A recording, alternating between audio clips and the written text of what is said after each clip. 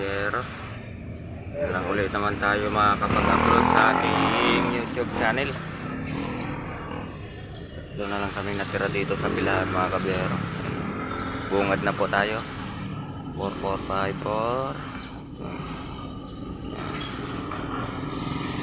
ating kalagayan sa biyahe.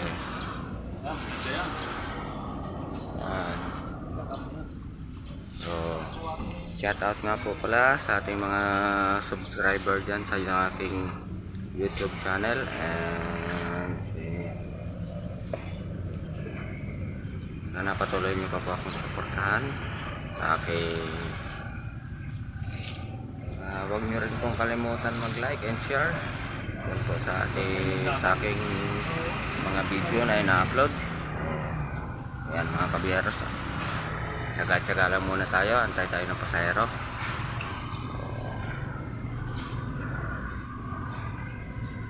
Yan, natin po sa mga yan, nandito tayo sa Pilahan at antay ng pasahero. Ay, dyan lang yan sa sa Bam and Sherwin, sa may SM Hypermarket.